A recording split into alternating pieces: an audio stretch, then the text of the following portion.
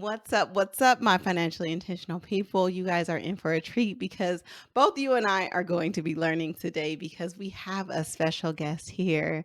Uli from Ziggma is going to break down a investing platform that he has created to make investing simpler for people like me that like to set it and forget it and don't like to think too much about my investment decisions, but know that once I have made that decision, that it's going to benefit me in the long run, and that I have safeguards around my investments. So thank you so much, Yuli, for joining us.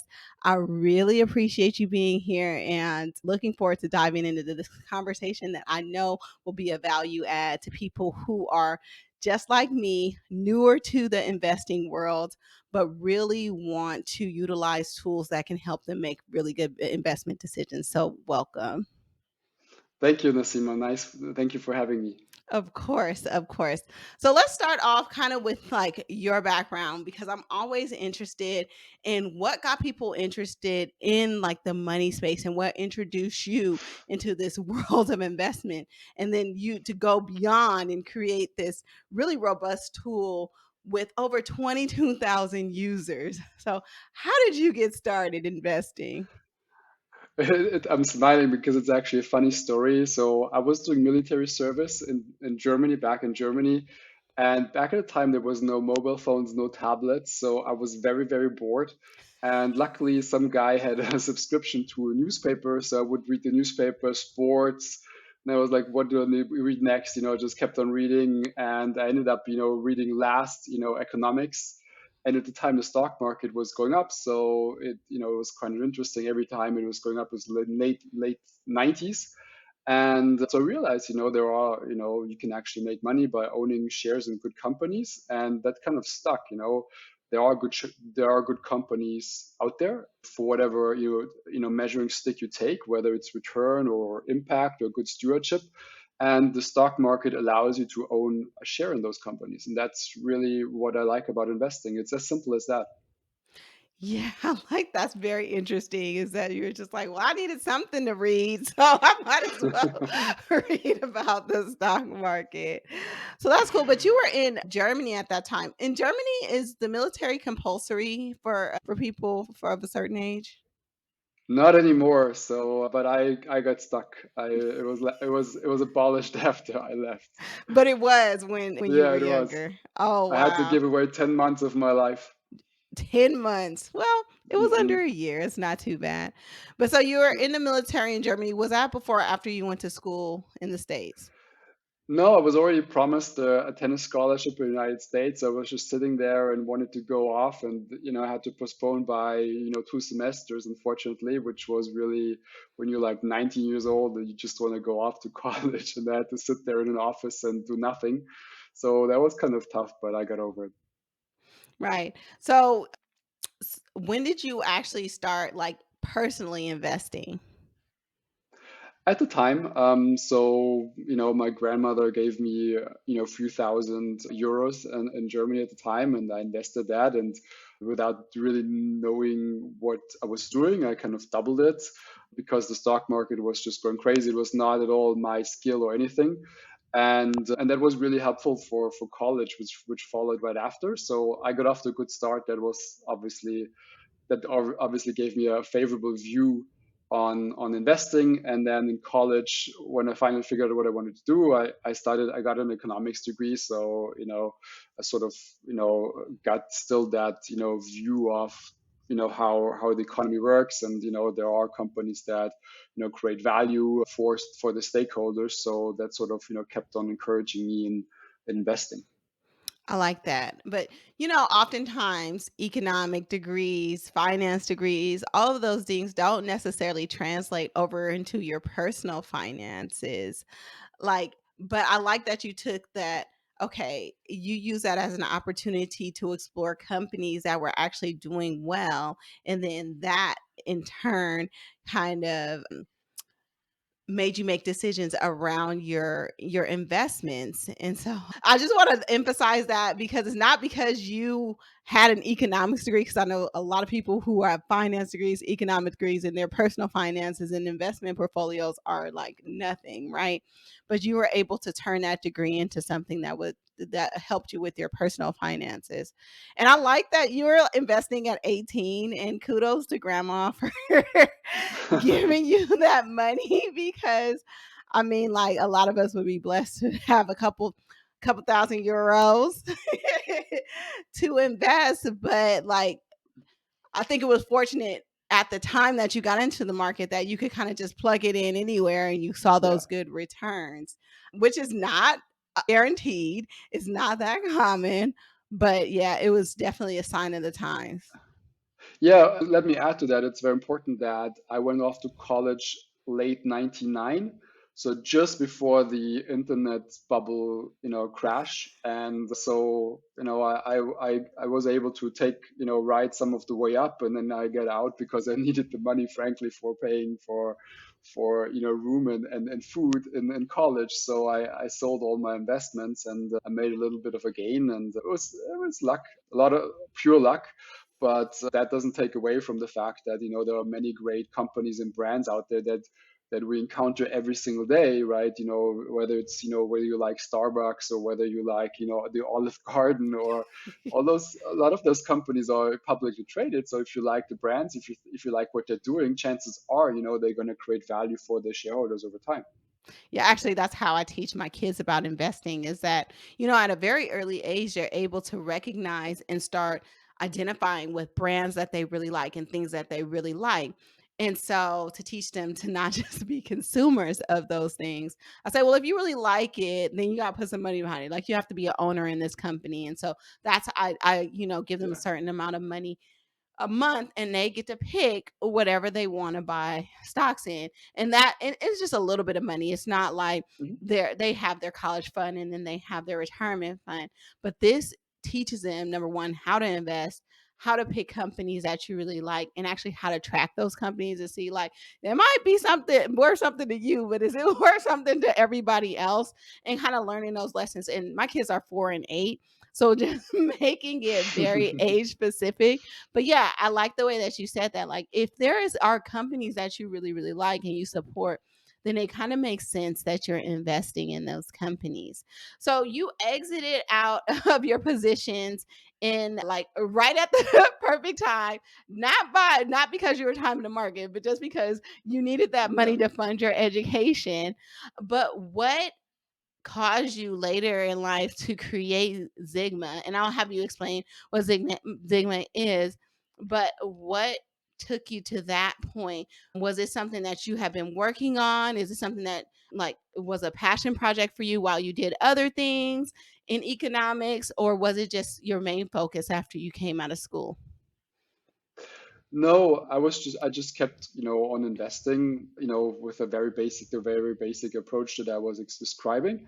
And, I like, the fact that technology, helps you with so many things in life, makes so many things either easier, whether it's, banking, or whether it's, the fact that you have your phone, your camera in your phone, which for younger people is very normal, but, I still had to carry both, I guess. So I always got fed up with the fact that the brokers didn't make, some neat tools that helped me track my portfolio better. And, we were talking about this before, tracking diversification. Unless I check my account every single day, I won't know what happens, how my portfolio moves around, right? And eventually I got so fed up that I, teamed up with a couple of people and said, I think there's a need for this in the market, and this sort of service is not out there. Why don't can we get team up and build this? And so we did. Yeah, so I like what you were saying about, like, brokers not being incentivized to kind of help you make better investment decisions. They're more incentivized to, you trading your positions, because that's how they generate revenue in the back end. So you created this tool that actually felt like this gap in actually like knowledge base that was like, okay, like what am I really investing in? Like how many positions do I have? And is it still aligned with my goals? All those things. And I was telling you that me, very basic investor, and I think we're around the same age because we went to college around the same time. But I didn't start investing when I was 18. I started investing in my late 30s. And because honestly, I was intimidated by investing. I thought investing was like this like PhD level knowledge base where you had to like be on the floor like a stock trader and understand the movement in the markets. But then when I got introduced to index funds and simple path to wealth and just kind of like investing that way, I was like, oh, it does not have to be hard. It's actually pretty No. simple and it's a way that I can understand. But the thing is that this tool can also help me in my basicness because while I want to seek diversification, I can get that through index funds. Sometimes index funds can be heavily concentrated in certain companies, right? Now, say for example, I didn't want to invest in Tesla, and I love playing with Tesla because I have a Tesla and I Tesla everything. So obviously, I'm heavily invested in Tesla. But say I'm like not feeling Elon Musk, and I'm like, I don't want my positions in this company to go over a certain point. Your tool, your Ziggma helps identify if you're over invested in a certain area, right? Yeah, exactly. So what Sigma is about it's about making investing easier, making portfolio management easier. So, for example, you can pull together several brokerage accounts and get all those brokerage accounts in one single view. We get a lot of users that connect a 401k and then brokerage account and maybe another one that they opened when Robinhood was the big fashion, and now they can see all of their accounts in one single view. And so sometimes they may have even the same stocks in different portfolios, and unless they take out a pen or a calculator and add them up, they don't necessarily know how much of in there they have in total. So we show you that in a pie chart, very basic. But what we also do is, and this is because this is where we leverage technology, we let you set a limit in terms of diversification, how much of your total portfolio, Tesla or whatever it is, you want to tolerate in terms of maximum exposure. So you take a sliding scale, you drop it at 10 or 15%, and then you set that alert at that level, and you don't have to worry about it anymore, because when Tesla hits 15% of your total portfolio, we will send you an email and then you can take action, right? We're not in the business of making recommendations. So we are thinking of ourselves as an enabler. You take your own decisions. You increase your tolerance because you're still feeling that Elon has the magic, or you say, well, I'm going to take some off the table and selling some Tesla, so it's down to like 10 or 12% of my portfolio, and move on. So I just want to clarify, this is not brokers, this is not financial, they are not financial advisors. They're simply a platform that gives you the education and knowledge base to make informed decisions around your investing that was missing, that fills in a gap from brokerages that aren't incentivized to do so. Um so typically, the people who use Zigma, like what is their biggest like value add from using the platform? Yeah, it's what I mentioned earlier. It's pulling several brokerage accounts together and seeing them as one. That's the first. It's not something we had anticipated that it would, please so much. They even connect, their spouses 401k, so they get really the full picture on investments. And that's the number one thing. And then they set smart alerts from there, and they get all the transactions as one portfolio, and that's something that apparently has been missing in the market. Does Zigma track fees being charged for the investments? No, but we definitely want to. I think that's important too.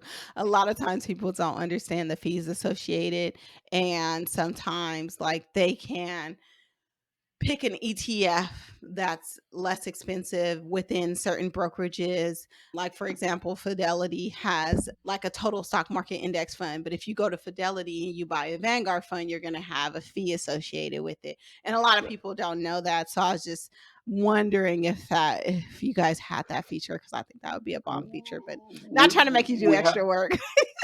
no worries. We already have that actually. If you screen for ETFs, Mm. so we have an ETF screener, and you can screen by expense ratio, which is the cost of the ETF. So there you can actually, again, it's sliding scales. So you just take the slider to whatever your maximum tolerance is for the fee, and release, and then you get all the ETFs that cost less than that. See, that's an excellent tool. So, when it comes to like ETFs, so people think that they're diversifying their ETFs when sometimes they're kind of just like duplicating investments. Does Zigma break down like the individual funds into ETFs? Like, you're going to have your Apples, your Teslas, your Googles, all of those things are kind of going to be the top companies. And like, if you do total stock market index or S&P 500 index, like a lot of times people don't understand, like you're just kind of buying the same thing over and over again. Does Zigma tell you, like, you're kind of heavily invested in these areas, you might think of further diversifying? What we do is we break down ETF portfolios by asset class. Okay. So you can see how many how much of your portfolio is in stock ETFs, how much of your portfolio is in bond ETFs or commodities ETFs, or such thing. But we're working on, or it's on a roadmap to actually do the, I guess, the X-ray kind of function that you're describing. But yeah, for that we need to do some more work. But I think the platform is phenomenal. And what let's talk about like the name. Like, what exactly does Zigma mean? Yeah, it's a little bit of a geeky background because my the initial idea was to help investors manage their risk, right? Because institutional investors or professional investors, that's like one of the things they think about all the time is risk, portfolio risk, diversification, correlation, things like that. So that was our initial sort of approach. And Sigma, the letter, Greek letter sigma, is the parameter that describes portfolio risk in financial theory. And very quickly we realized that, yeah, that's not really something that's going to address a big market and help a lot of people. So we sort of built it out in terms of like and build like a more holistic approach where you can track individual companies, where you can set this module as I mentioned, where you can aggregate accounts, and where you can even do stock research. So we have a stock screener, we have a whole bunch of fundamental information, and we also score. That's also a feature. You asked me what's the most popular feature. One of the second most popular feature is our stock scores. So what we do is we score stocks against each other in a given industry. And the very basic rationale is that, you want to own the best in an industry, right? You don't want to own, the 10th best or the 20th best. You want to own one of the best companies in that industry. That's the one who's going to create value over the long term. So we score those companies on a scale of 0 to 100. So you connect your bank, you connect your brokerage account, you will see those stock scores. That's on a free plan even. And then you see a stock that has a score of 40, so you click on that stock and you immediately see what are the higher ranking stocks in that industry, and you can take it from there. So that's the second most popular feature, and you can see from risk we actually went quite some ways. It's just the platform just seems really robust. And like I told you before, I'm like a super simple investor, but I feel like even like for me, it's a value add because I get to see all my portfolios like accumulated in one. Can you add 529s in there? Yeah, I think so. If Plaid, our aggregation provider, supports them, you Yeah. can. Yeah, Like if it's a Vanguard account, it'll all just yeah, transfer through. Oh, so yeah, it's just Plaid. yeah. Okay. So that makes sense. That makes sense. No, I mean, and look, I mean, you said to me, it may be overwhelming. Actually, we wanted to achieve. We I think we're doing quite the opposite, because i- with the Sigma stock score, you don't have to wonder which sort of financial KPIs you have to crunch because we crunch them for you. So we take revenue growth, earnings growth, we take profitability, we take valuation measures, 40 in total. We look at time series data and mathematically, we crunch all these numbers and mathematically one company will, you get a ranking of companies because you have so many parameters that automatically there is a ranking. So we do all that work for you. So you look at the scores, and if you stick with the higher scores, you're automatically sticking with the better companies in that industry. Yeah, and I was telling you, I feel like it goes hand in hand with value-based investing, and I know you have a climate change initiative investing portion in there as well. But for people who are super concerned about value-based investing, it gives you a mechanism to kind of filter out those companies that you want to avoid in your portfolio as well. Yeah, it was very important to us to look beyond, I guess, the smoke screens. So what we did is we're buying from a provider greenhouse gas emissions data published and reported by US companies. And we're crunching those numbers. Again, we are, data geeks. So we look at actual track record of companies rather than, their lofty promises of, cutting emissions, by X percent by 2030. We actually look at what they have done. And it's funny because you get a whole different picture of what companies have done. And also, it's very important. I mean, thanks for bringing that up. But for us, it's very important to look at what companies are actually doing rather than bedeviling them for being in a particular industry, right? I mean, we are not black and white, so we're not saying all fossil fuel companies are bad. Yeah. We're saying the ones that don't do anything, they are bad, right? So, go invest in fossil fuel companies where they tie executive pay to reducing greenhouse gas emissions. And the ones that show that they are managing to bring greenhouse gas emissions down. I think there is nothing bad in that. And while we're at it, when there is shareholder votes on climate action at those companies, and you own shares in those companies, please go and vote so that they hear your voice, right? I Yes. mean, every voice counts. Yeah, I can definitely say I don't take advantage of those votes. Again, it's just something that is like overwhelming a little bit for me when you get those statements and you're trying to look through and you get the proxy votes and it's just like I don't even know what this is, but it is a way to have your voice be heard. And I thank you for bringing that up because it's super important that people understand like how like you're not only a owner of the company, like you have a voice in the way that the company is Exactly. ran, and it's a way to create change, and it's a way to stop some of the things that you feel like are wrong with these companies. And so I really appreciate you bringing that up because that is a way that we can impact society by our dollars because we are shareholders. So, yeah, thank you.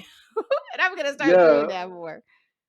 look, I mean, I could talk. I mean, don't get me started. I'm super passionate about that. I mean, there are so many topics, right?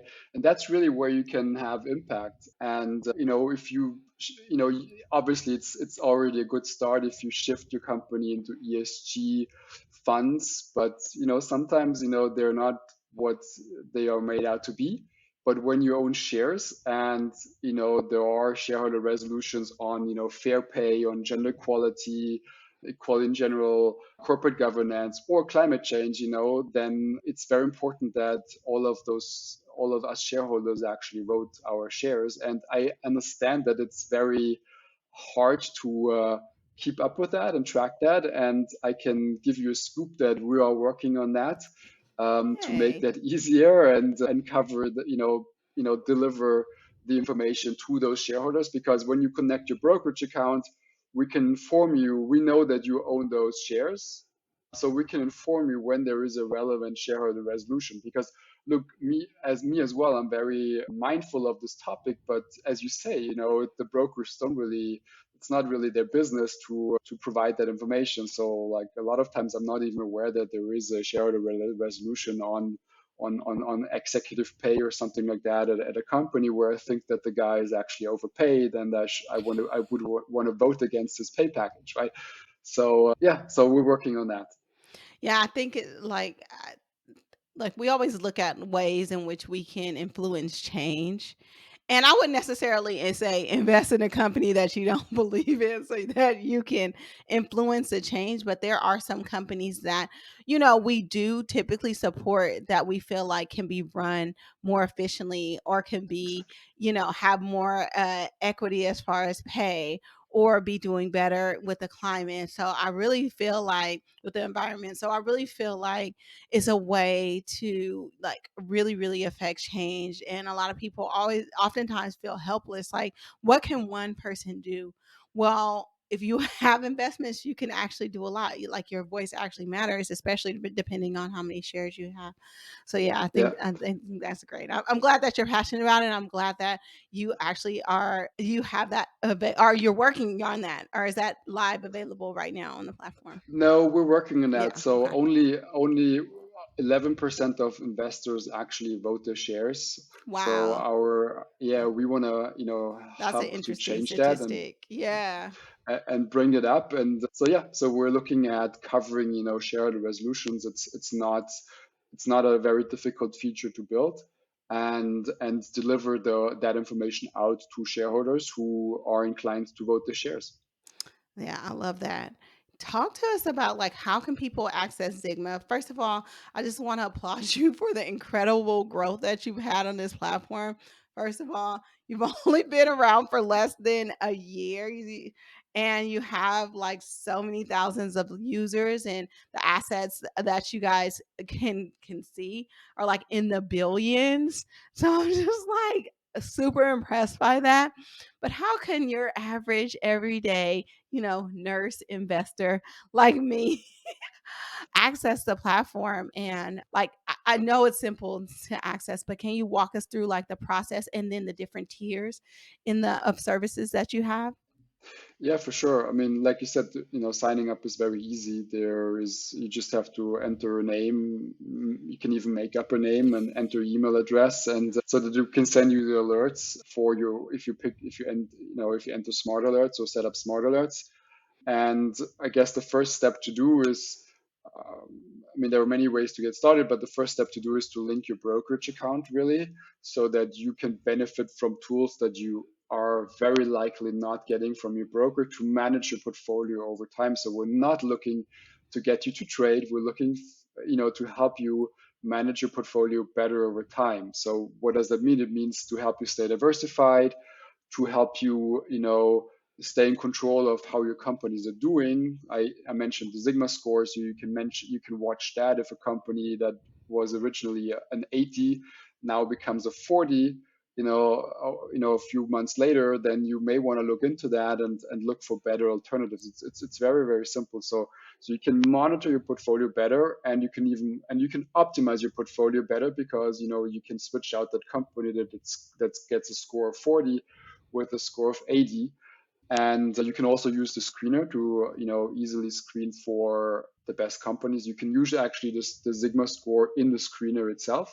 So there are sub scores, so you can screen by growth score or valuation score, depending on what kind of investor you are. And if you don't want to link your brokerage account, you can set up virtual portfolios or watch lists. And we even have a section where we have model portfolios. So we take a theme, for example, low volatility, high Sigma score, and you can check out that model portfolio, which is in a regular portfolio view. You can look at what is in there, and you can look at what the performance has been for that portfolio, and draw inspiration. So those are some of the principal axis of how you can use Sigma.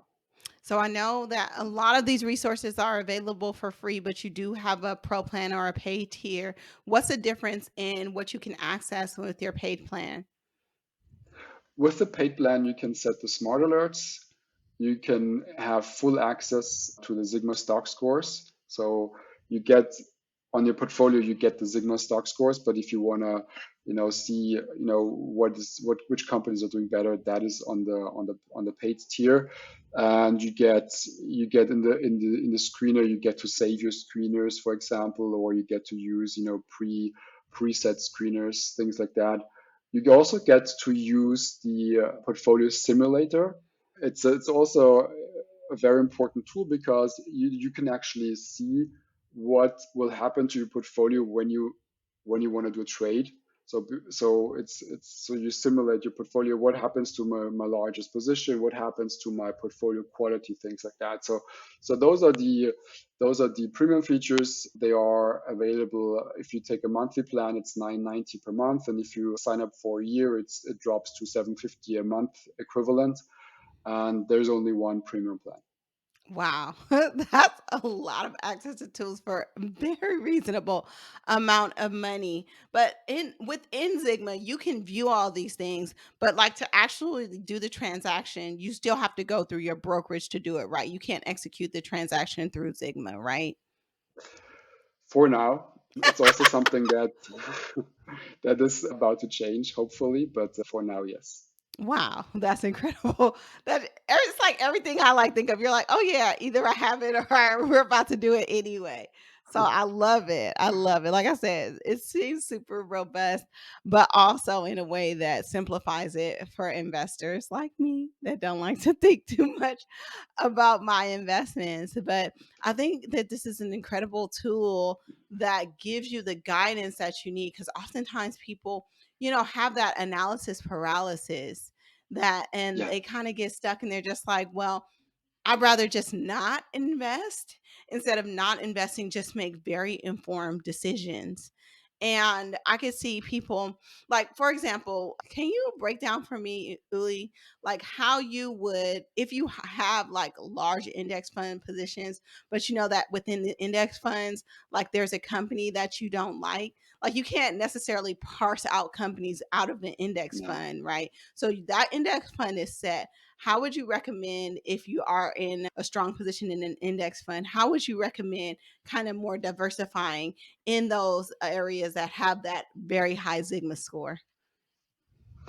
Yeah, but if the Sigma score you can only use if you invest in directly in companies. So Uh, we're not at a point where where you can use a Sigma score for an ETF. I think it's definitely a very, very cool idea, and but I'm with not an gonna say, ETF, you'll see the individual like the individual companies that are in there, right? Typically, to see the top 10 holdings, yeah. but in a lot of those, you have hundreds of companies, so there's a little bit of overkill. So usually, the limit is 10 companies. And also, if you go to iShares, they usually show you just the top 10 companies, Hmm. and then just like, yeah, there's many more. And like you said, that they're always very broad. So if you really wanna, I'm inclined to say, if you really wanna own what you're comfortable with, then you should go to individual stocks. Hmm. There are optional shares are available now as well Yes. on many brokers, which is a Yes. great invention. Yes. So you can access pretty much any company that you think is great for your portfolio and do it yourself. Yeah, so it would be like creating a balance of index funds. But you could also just kind of, I mean, like what a mutual fund is just like a portfolio of companies that, that whoever the mutual fund manager believes are good companies and they just collaborate. They just put them together in a bundle. So you can kind of create your own semi ETF based on whatever your values or belief or your Sigma score and all of those kind of things. And so like I said, it kind of takes a lot of that intimidating factor out of investing. Like, how do I even know what I'm investing in? What does this actually mean? What do they actually represent? What do they value? Because Zigma is giving you the educational tools for you to actually understand and empower you to make better investing decisions. Yeah, yeah. Look, I mean, exactly. That's a very great summary. I think ETF investing is a great tool. But to your question, if you wanna make sure that what you own is aligned with your values and your approach, then the of actually owning the companies is maybe best for you. Yeah. Yes, yes, yes. So just giving people like a little bit of perspective if they kind of think like me and kind of just like, well, how do I navigate this? I think it's a great way to go about like researching like how you can change and diversify your portfolio. So I really appreciate that. But Uli, it has been amazing. You have dropped a lot of gems and a lot of knowledge and really just opened up my eyes to the different ways to approach investing because obviously I was just kind of been on the, set it and forget it. But when it comes to really understanding how to make decisions that are based on your values and based on, the companies that are actually doing well. I mean, obviously, you really want your at the end of the day, you want to be making money off of your investments. So in understanding like what companies are, doing well over time, I really feel like you're empowering people to not only just make better investment decisions overall, but investment decisions that actually feel good. So I appreciate that you put this platform together and that you came on the podcast to share it with us because we can never stop having these conversations because I just feel like you know, financial education is something that needs to be kind of reiterated over and over again. And you kind of just need to see what's possible. And you've definitely expanded what's possible for me. So I appreciate you. But I just want to give you an opportunity to, again, just let our listeners know how they can access Sigma and where they can reach out and find you if they have questions. Yeah, well, you can always drop me an email at ue@zigma.com and sign up to Zigma. We are about owning great portfolios that get you to where you want to get in terms of investment objectives. And don't be overwhelmed by investing. Invest in great companies. You see them every day around you. You like their product, you like what they're doing, you like the CEO, you like the leadership, chances are it's a good company. Then, go and log on to Sigma, check out the Sigma score. If that is, decently high as well, then there's probably a good argument to own shares in those companies, and that gets you started with investing, and those companies will create value for you over time. So I think there is, yeah, I think it just makes sense. It does. It just makes sense to me too. And I'll have a link in the show notes on how to access Zigma. So, do you have any special offers for our listeners, Uli? Yes, I just happen to have one. If you if you enter the coupon code FI23, so FI for financially intentional 23, then you get 50% off for the first 3 months on the premium plan. Well, ooh, I love that. I appreciate that. And I'm going to have to use that code and check it out. But again, thank you so much, Uli, for joining us. This has been so great. I've learned so much, and I just appreciate you sharing your knowledge with us. Thank you, Nassima. Thank you for having me. It's been a pleasure.